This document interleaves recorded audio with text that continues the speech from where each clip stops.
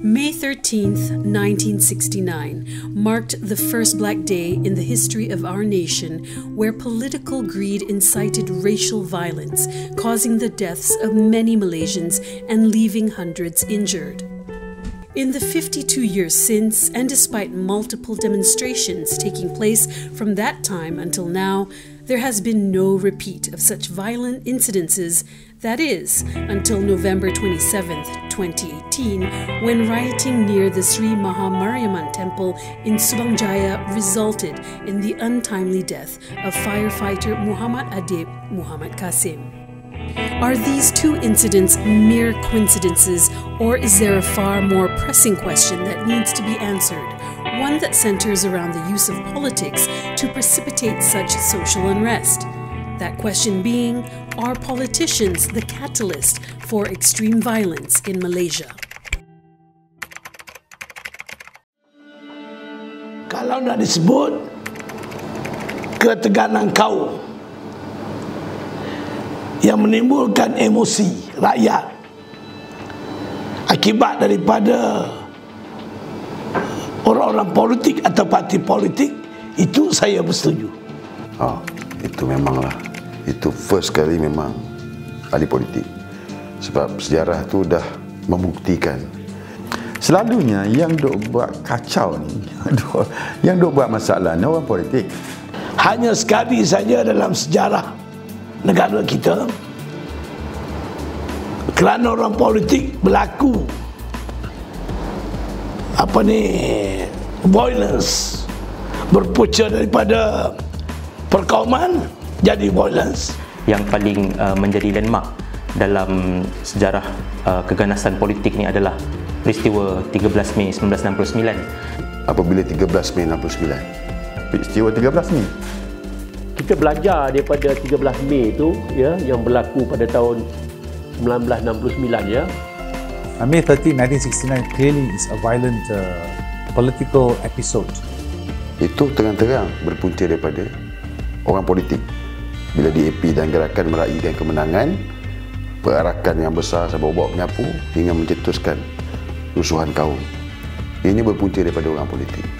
Namun sekiranya ada agenda untuk menindakkan apa yang telah pun dipersetujui di peringkat awal. Actually, it is not easy to manage a plural society nation. It is not easy, and it happened to us, I think, in 1969. Ramai yang agak berbelah bagi tentang apa yang sebenarnya berlaku semasa 13 Mei dia. Yang kisah 13 Mei dulu tu kisah politik juga, tapi masih ada semangat nakkan orang Melayu. Now, the narrative then is that May 13, 1969 arose because of the conflict between Malays and Chinese. Ada yang macam seperti saya sebut awal tadilah, ada juga mengatakan bahawa ia adalah satu usaha kerajaan untuk alihkan pandangan rakyat tu kepada isu yang sebenar. Antara punca utama ialah kerana jurang perbezaan ekonomi antara kaum Bumiputera dengan bukan Bumiputera. Kenapa 13 Mei berlaku? Adakah Melayu memang sengaja nak berkelahi dengan Cina? Adakah Cina sengaja nak berkelahi dengan Melayu? Tidak. Puncanya ialah orang politik. Dan ini membawa rasa tidak puas hati yang akhirnya dia bertambah sehingga menyebabkan berlakunya kerusuhan kaum pada tahun 1969. So very clearly, if politics is not properly managed, if politicians do not manage themselves very well, they don't manage the emotions very well, and if they don't understand how what they say can affect their followers, then it can certainly cause towards violence. Dibuat oleh mereka yang memerintah sebenarnya untuk menindas rakyat ke atau menindas lawan politik mereka, ya. Yang mana peristiwa ini kalau kita lihat ini berpunca daripada isu politik yang digerakkan oleh orang-orang politik seperti mana yang disebut oleh Tunku Abdul Rahman. During the tenure of office of almarhum Tunku Abdul Rahman, I think that was the first significant political violence that happened during that time. Sebab Malaysians in general, walaupun mereka have a different political opinion, political alignment, but any political party, any leaders that is associated any violence will be rejected by the voters. Pada tahun itu, pada tahun 70,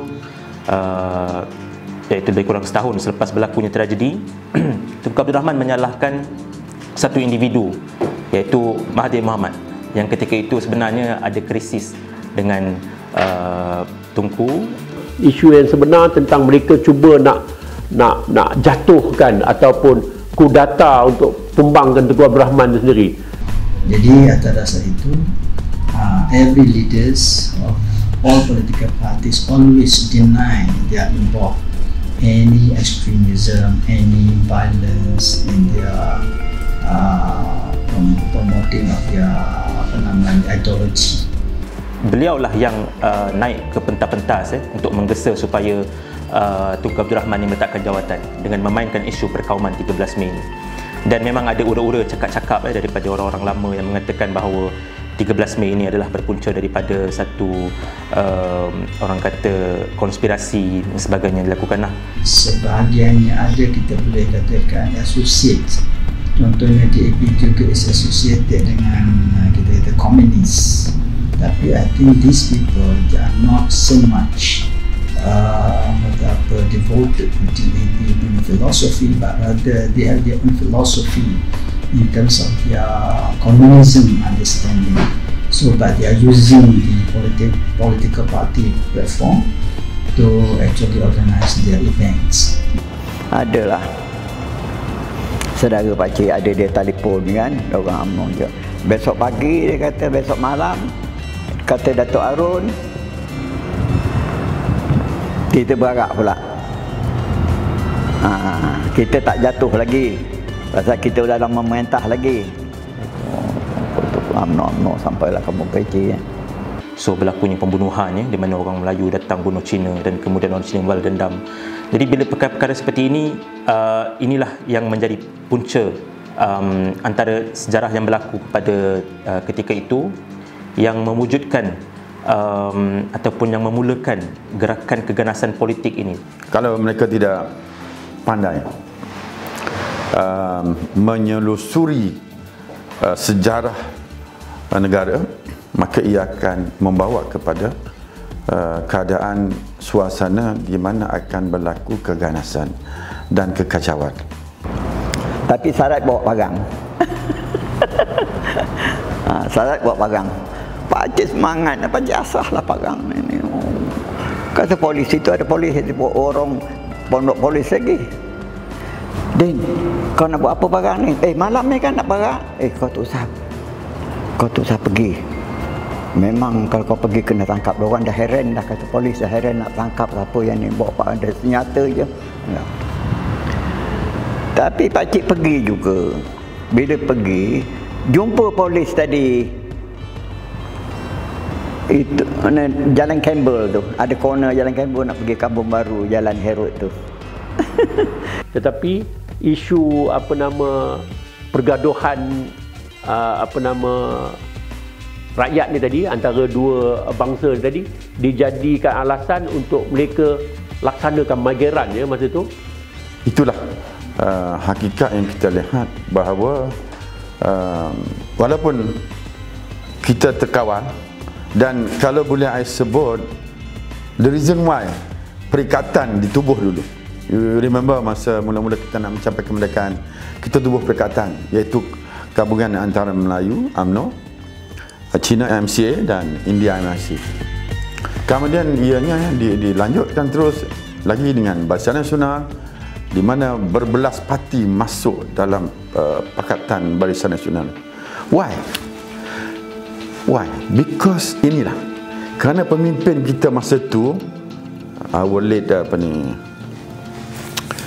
pemimpin like Tun Razak, Tengku, Manika Basagam, ramai lagi pemimpin kita melihat mereka sudah melihat. Dia bila Pak Cik naik kereta band itu, jam band hijau yang Pak Cik punya itu, ada Maurice Manor yang panjang tu, dia pakai motor, kaku kata jangan, dia nak pukul, kau jangan pergi, aku kona-kona, jangan tu Pak Cik tak pergi, tidak ada berulang jejak lah tu jam.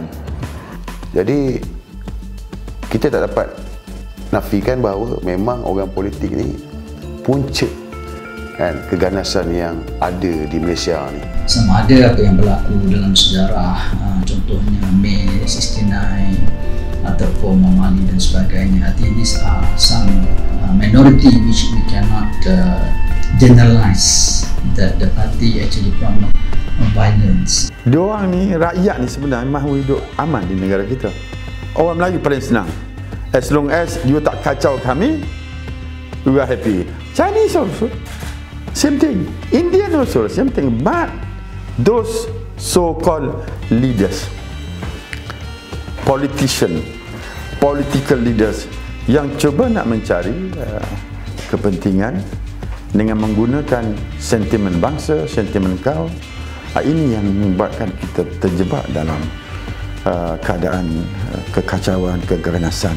But to me, I think as time goes on, as we are more exposed in everything, as the people, the nation are getting educated, I think this kind of element is getting diluting.